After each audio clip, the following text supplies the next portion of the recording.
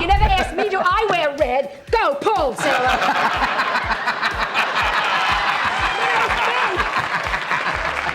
Today, we will count down the most funny guests ever on The Tonight Show.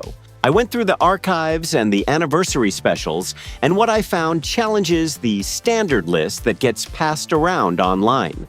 I would work there every day except Sundays. He'd say, Sundays are mine. They always were.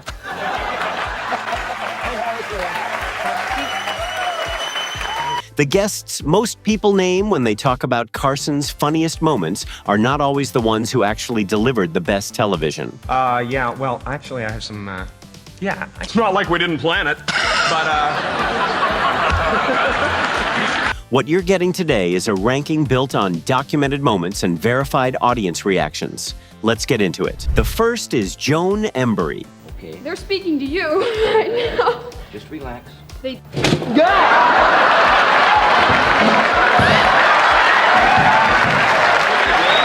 Joan Embery appeared on The Tonight Show approximately 70 times between the mid-1970s and Carson's retirement in 1992. would you like to take it out? pick it up, Johnny! Oh, wonderful. There's a brave man up there. Well, let's have him come down. Why don't you come down and get him? Each visit built around the same beautifully unstable premise. Bring a wild animal into a television studio, hand it to one of the most famous men in America, and let the situation develop on its own. Hunt, and if you bring out They gave me this remote control device. mechanical rabbit, They'll set it out there. Ready? Yeah.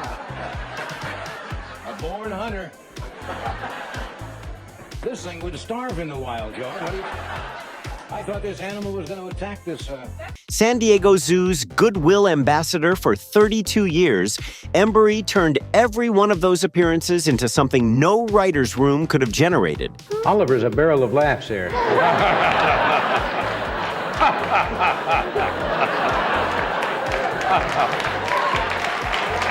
Bringing lion cubs, rhinoceros calves, tarantulas, cheetahs, and king snakes into NBC studios and watching Carson react in real time. she weighs about, she weighs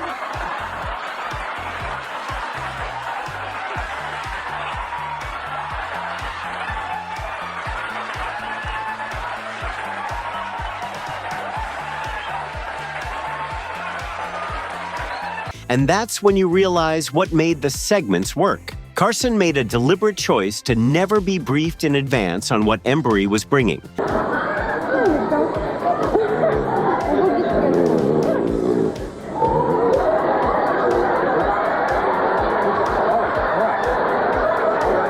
No preparation, no preview, just genuine surprise on live television in front of millions of people. And that genuine surprise produced the kind of television that gets replayed forever. None of it touched the Pygmy Marmoset. Okay, I guess you can probably remove him from there if you want to. One of the smallest primates on Earth, adults weighing between 3.5 and 5 ounces. The marmoset climbed from Embery's arm to Carson's arm, up to his shoulder, and then directly to the top of his head, where it sat with its tail wrapped around his ear, while the studio audience at NBC Burbank went silent for exactly 1 second before completely losing its composure.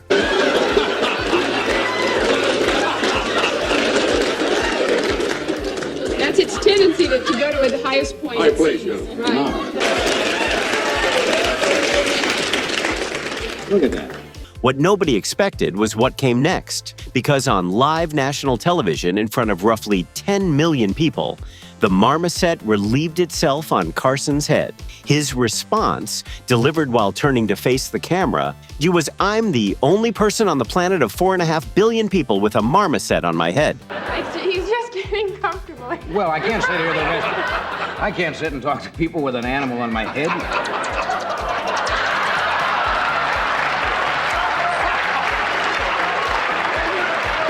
Embery, composed beside him like a field researcher, explained that the animal was content and marking its territory, which somehow landed even funnier than the moment itself. That exchange ran under 90 seconds and has appeared on clip shows, anniversary specials, and YouTube compilations more times than anyone has bothered to count.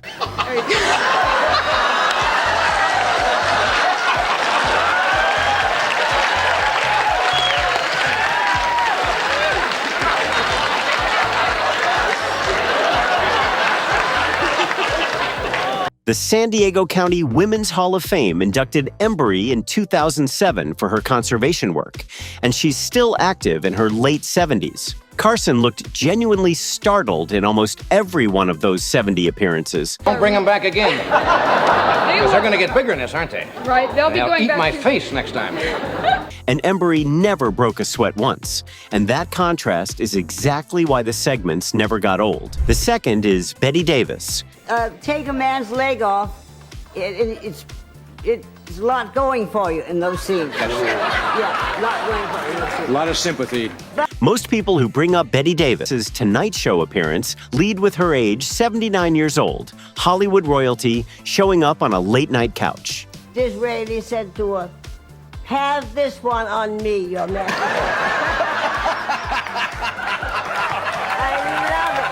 love it. That framing misses everything that actually made the moment work. Age had nothing to do with it. I don't like champagne. Really, I don't either. I don't like it at all. Yeah, makes me off.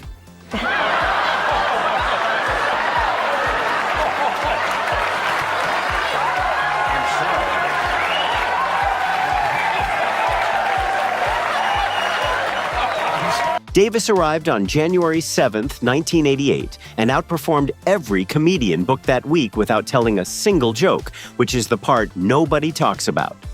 You know, I am so excited to be here, and I brought you a little gift. I brought you a bottle of champagne, but if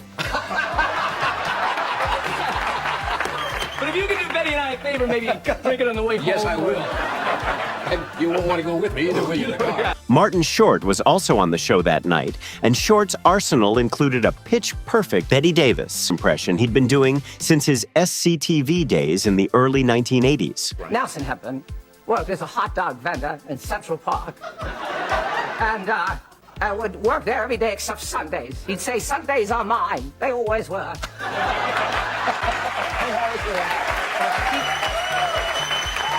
What followed was either an act of extraordinary confidence or a producer's stroke of genius, because Short admitted to Davis, while sitting right next to her on Carson's couch, that he did an impression of her. Davis delivered 2 words, "Then skip it." Did you do me? Do I do you? Yes. Well, I mean, you aren't that easy to do. Then we'll skip it. I just wanted to know. Yeah, okay. The studio audience at NBC Burbank completely lost it, and Carson, a man who had spent 26 years mastering the controlled reaction on live television, visibly cracked. So who's one of the worst people you know in Hollywood? $1 million Faye Dunaway. Everybody you can put into this chair will tell you exactly the same thing. Well, she's just totally impossible. Really? Yes, I don't think we have the time to go into all the reasons. I used to think that moment landed because of the surprise factor. Watching it back, I changed my own take entirely. Davis had that response loaded before Short even finished his sentence, which means it wasn't a quick wit. It was a lifetime of knowing exactly how much power you hold in a room. But I just hope it doesn't encourage a lot of other actors. I think we shouldn't take over that thing of the top. You're having a lot of fun tonight, aren't you? Yeah. Yes, I am. I'm very surprised.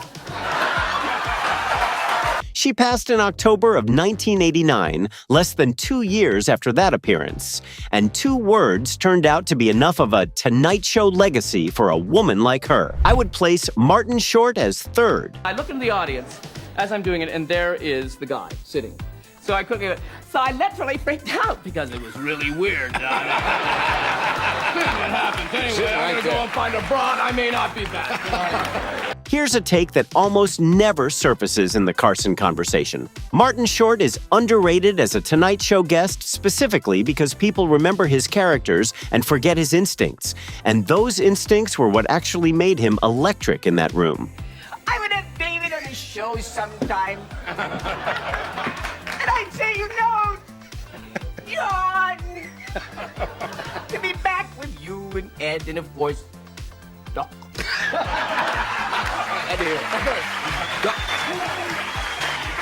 Short joined Saturday Night Live in September 1984, the same season as Billy Crystal and Christopher Guest, and Carson had him on the show within months of his national breakthrough. It's a gift for you. You're I kidding. can't come empty-handed. Are you serious? Absolutely open this thing. Please. What's going to happen with it? Well, it's just, you know,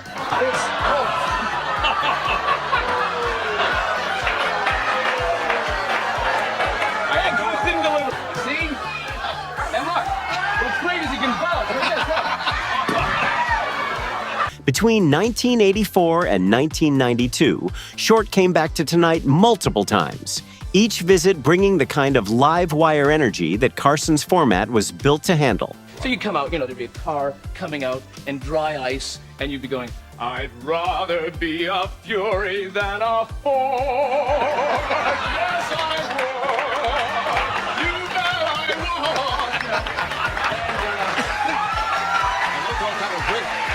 A Tony Award for Little Me in 1999 confirmed what Carson had already clocked in 1984, that Short wasn't just a character comedian, but a complete performer who could work any room at any speed. Uncle Tanoose will be here in a week. Uncle Tanoose will be here in a week. A week? Mine was a variation of that. Say to me, Uncle Tanoose is coming for 2 weeks. Uncle Tanoose is coming for 2 weeks. 2 weeks?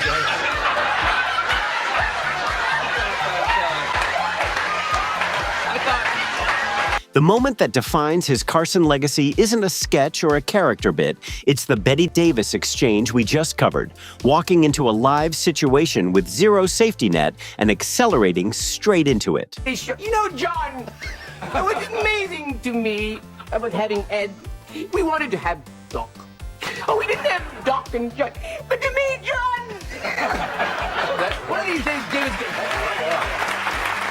In a 1999 CBS interview, Short described his ideal talk show as one where he'd be jumping up and down instead of sitting behind a desk. And that instinct to move, to escalate, to never let a room settle was exactly what Carson needed on the nights when the energy dropped. It's good to do. Bang! Hello! Wow! Say no way! Why? Short was a defibrillator in a blazer, and that's not a description you can give to many people who ever sat in that chair. Number 4 is Doc Severinsen. What, are we having turkey? Yeah. No, I don't help. I don't know about that stuff. I couldn't go out. You know, in the Midwest, it's serious enough, and when you grow up out there, some of the kids would have to get a pet turkey. They're terrible looking, they're noisy as hell, and they're mean birds. What? They deserve it. Anything that ugly should. Here's the contrarian take that almost never comes up in the Carson conversation. Doc Severinsen produced the single funniest 5 minutes in the history of The Tonight Show, and he wasn't even a scheduled comedian. That's the part that makes it matter. Bird was one of our big problems. I wanted an oyster stuffing in the turkey, and she wanted bread stuffing, and she got bread stuffing and a lot of money.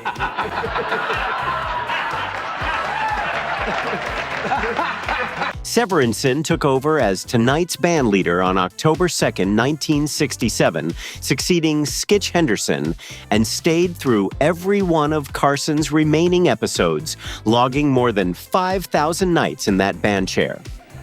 Did you say something? No, the correct name is Rajneesh. Rajneesh. Yes. The bug one. Rajneesh. That's the last name. Rajneesh. Yes. A Grammy win arrived in 1986 for Best Large Jazz Ensemble, and the National Endowment for the Arts Jazz Master designation followed. Well, that's okay. Rajneesh Bhagwan or Bhagwan Rajneesh. Bag one this.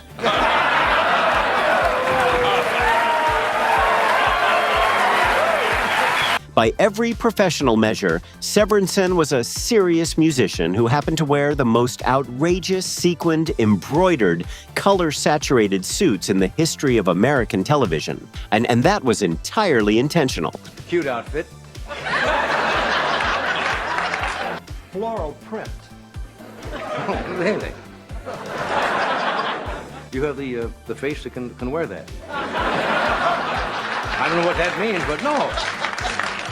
The suits existed specifically to make Carson look conservative by comparison, a running visual joke that lasted a quarter of a century. But here's the thing, none of the Grammy wins, none of the suits, none of the 5,000 episodes comes close to what happened on Thanksgiving Eve, 1979. You'll be out there writing the checks. Sending them for the stuffing, huh? You will have written yours the day before. That's right. Mine's already in the mails. Ed McMahon was off for the holiday, no star was booked for a big segment, and what was supposed to be casual post-monologue small talk between Carson and his band leader turned into the segment Carson would replay on the show's 18th, 20th, and 25th anniversary specials. You can come over. Would you like to come to the house? And This is the first time you've ever asked me. well, you made me feel so guilty. I mean, when you ask an employee in front of 15 million people, do you want to come to the house for Thanksgiving dinner? What am I going to say? No. He played it 3 times over 13 years. After one of those replays, Carson looked directly into the camera and said, "You're not going to get much funnier than that in 5 minutes." Johnny Carson, a man who had sat across from Bob Hope, Richard Pryor, Robin Williams, and George Carlin, said that an unscripted conversation with his band leader about bread stuffing and divorce settlements was the funniest 5 minutes his show ever produced. And I believe him. You know what I say? I say, yes, Mr. Carson, I love it. Can you come? No.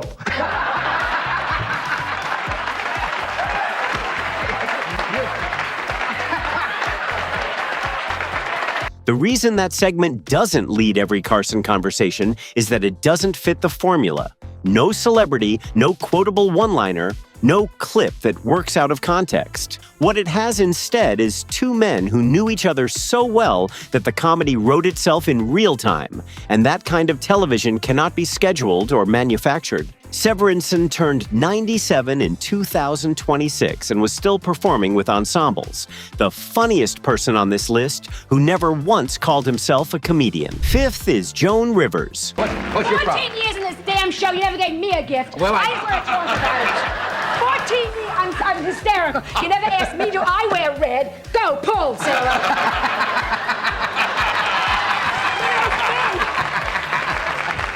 February 17th, 1965. That's when Joan Rivers walked onto The Tonight Show for the first time.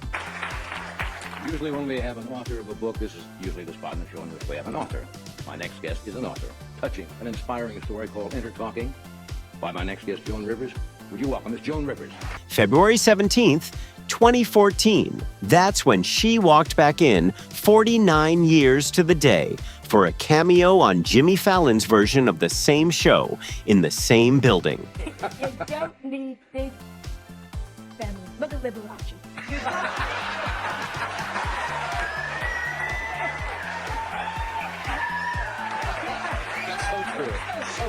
Between those 2 dates, Rivers made nearly 100 appearances, guest hosted more than 80 times, became the first woman ever to serve as a regular substitute host of The Tonight Show, signed a $10 million deal with Fox.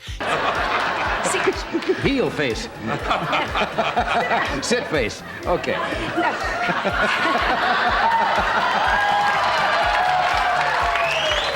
Roll over face. Come on. Okay. Got banned from NBC by Carson himself, and then came back to the building on the exact anniversary of the night it all started. No other guest in the history of that show has a story like that. Not one. And the minute I would talk to her in the carriage, I would talk to her while I was changing, and she spoke at 7 months, which is incredible. Her first words were, "Will you shut up already?" I was going to say over her first words, and I should have. Carson spotted something in Rivers before she had the credits to prove it, hiring her as a comedy writer in 1964, a full year before she ever stood in front of his camera. By 1983, she'd guest hosted more than 80 times and was, functionally, the backup host of the highest-rated late-night program on American television. Talking at Tony Orlando, and my next, very few funny, really funny ladies around, thank God. And, and we're gonna keep it that way. It's another simple dress, Betty. Oh, well, I would like to say you look lovely, but unfortunately... The first woman to hold that position on the biggest stage available. And here's the part of the Feud story that gets left out of the standard version. Rivers negotiated that Fox deal in 1986 because NBC wouldn't give her a permanent show of her own. More than a decade of proving she could carry The Tonight Show, and NBC still said no. So she found another door and walked through it. Carson's anger was genuine, the betrayal was real, and the friendship ended. But the full picture is more complicated than a simple story about loyalty. We went out, and but I You went out together, We right? went out last night, and I think she's learned her lesson, though, because we ended up at McDonald's, and we had, good spread. And coming out, she got stuck going through the arch, and it was, and we had to grease her thighs. To get it to work. And the push, and I held a Twinkie in front. Rivers won an Emmy in 1990 for her daytime talk show, sold out venues on 3 continents into her 70s, and passed in September 2014 at 81, 6 months after returning to Rockefeller Plaza on the 49th anniversary of her debut. In my view, Joan Rivers isn't just the funniest guest in the history of The Tonight Show. She's the most important one. Number 6, Bob Uecker. Well, Bob and I are holding hands.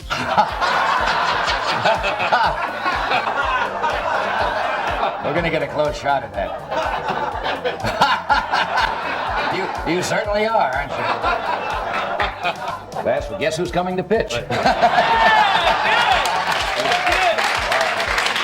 100 guest appearances on The Tonight Show, starring Johnny Carson. That's what Bob Uecker's final count came to, which works out to roughly 1 appearance every 45 episodes across 2 decades. That's not a guest. That's a resident with a standing reservation. The part of the Uecker story that tends to get buried under the nostalgia is that his entire comedy identity was built on a career batting average of .199, not .200, .199. I started just with sit-ups,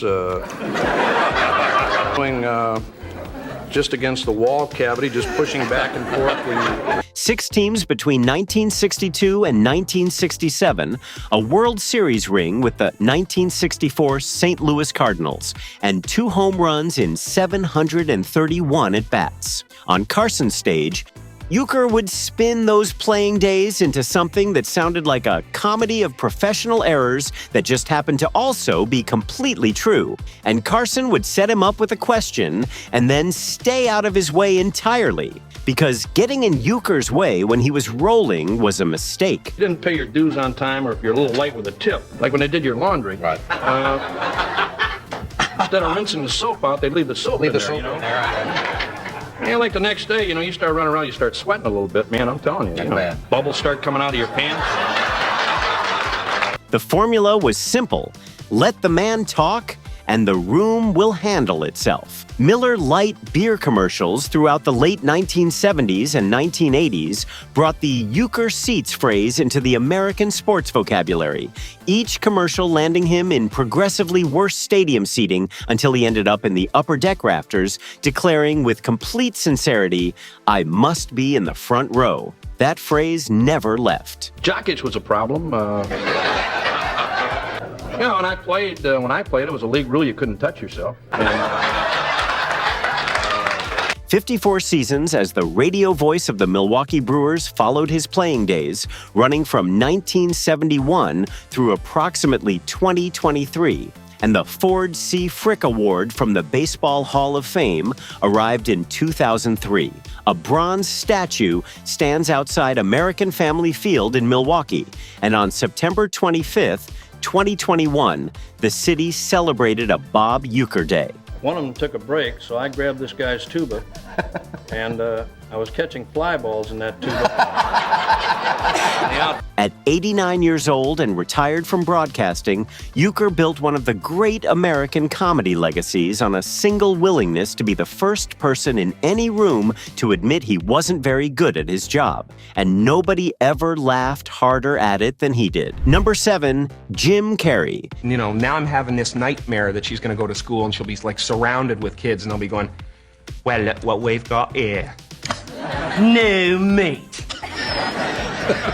Looks like it's time for a little initiation.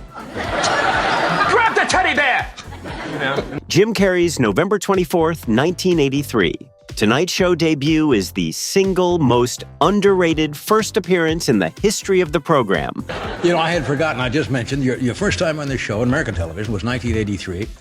And somebody said, and you didn't come over afterwards. No, I was devastated by that. And somebody said you were devastated because I guess that was a sign of you didn't make it. Every comic, you know, they dream on couches all across America. People are, you know, comics are sitting there. Oh, yeah, you asked me over. Woo!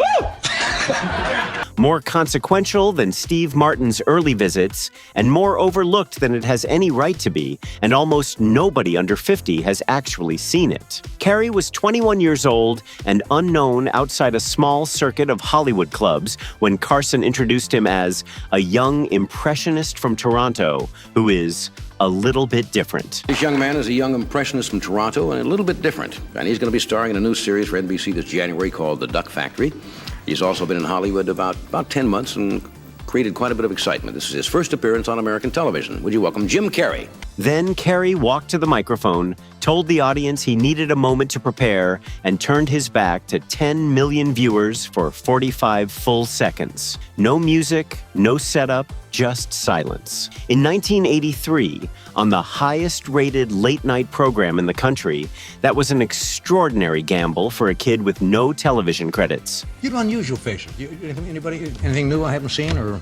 Yeah, well, actually, I have some, yeah. It's not like we didn't plan it, but, What nobody expected was what came next. Elvis Presley, Jack Nicholson, Clint Eastwood, Charles Bronson, James Dean, and then E.T., whose film had grossed $359 million domestically the previous year and was still all over the culture. Clint Eastwood.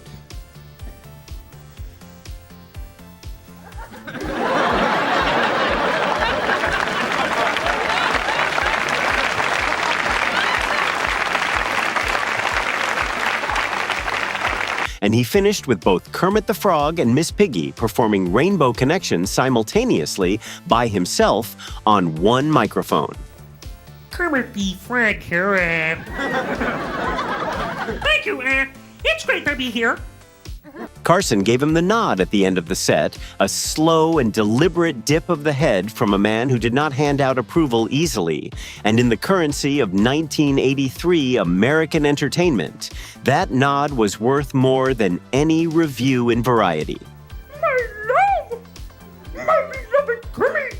You mean toi and moi? We're going to sing a song together? Alone? Carrey appeared on Tonight multiple more times through the rest of the decade. And by 1994, with Ace Ventura, The Mask, and Dumb and Dumber all landing in the same calendar year, he became the biggest comedy draw in Hollywood. My impression of Wile E. Coyote walking away from a bad fall.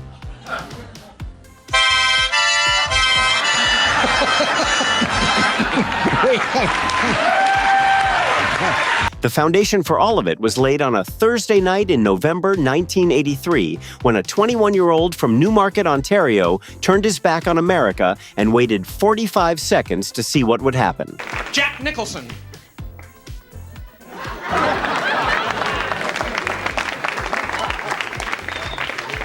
Eight is Mel Brooks. I jumped up on the desk and I said, Lindy Landon! He's in Paris! He made it! And I threw my hat out the window. And the general, Pat Weaven, who is this crazy kid? The standard Carson retrospective on Mel Brooks goes like this. Brilliant comedian, longtime friend, great chemistry, funny appearances. That version is accurate and also completely misses the point. Birth. He said, what? Do you remember being born? Do you remember birth? Your birth? He said, no, what? He said, we're going to reenact. He grabbed him by the leather bow tie and began pulling him.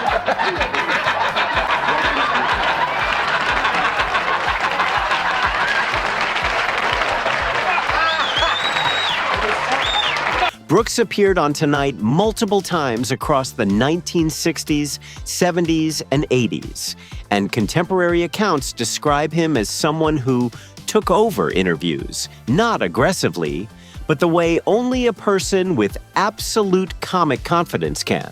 Oh, I'm sorry, Howie. Yeah, I gave him everything back. He's a cute guy. I gave everything back.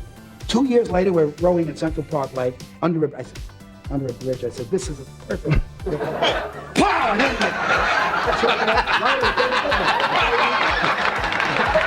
Starting an anecdote with one destination in mind and arriving somewhere 3 times funnier than anything a writer could have planned. What the standard framing leaves out is that Brooks wasn't Carson's frequent guest. Carson was Brooks's recurring audience, and there's a meaningful difference between those two things. It started very naturally.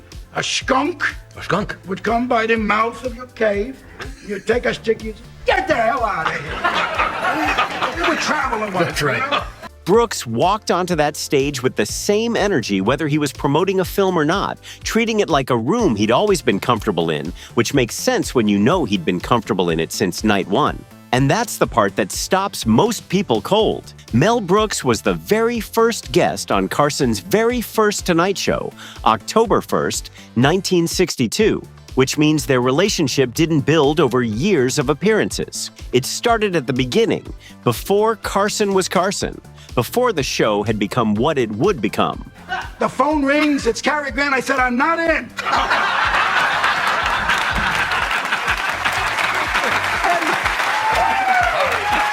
Brooks filmed Blazing Saddles in 1974 on a budget of $2.6 million, and it grossed $119.6 million at the box office. On BBC Radio 4 in 2017, he stated directly that we have become stupidly politically correct, which is the passing of comedy, and that a film like Blazing Saddles couldn't be made the same way today. I had over 42,000 children. Yes!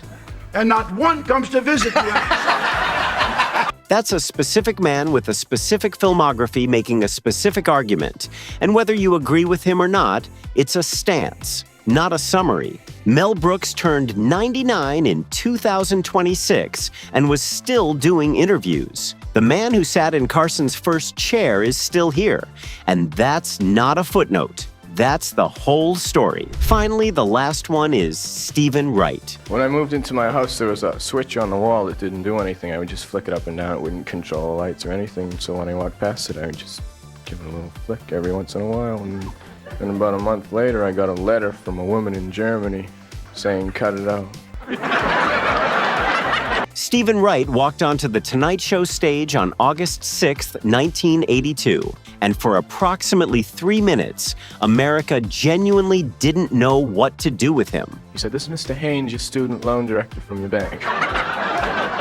He said, yeah. He said, you're 62 bank payments behind, and we found out today from the institute you attended there. You received none of the $17,000 we loaned you. We'd really like to know what you did with it. I gave the money to my friend Jigs Casey, and he built an with it. And I'd really appreciate it if you wouldn't call me anymore.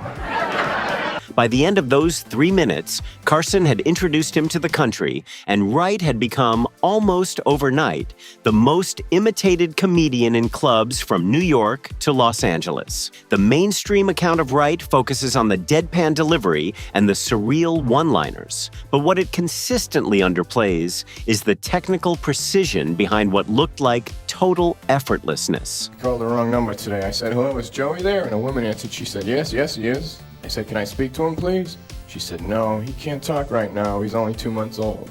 I said, all right, I'll wait.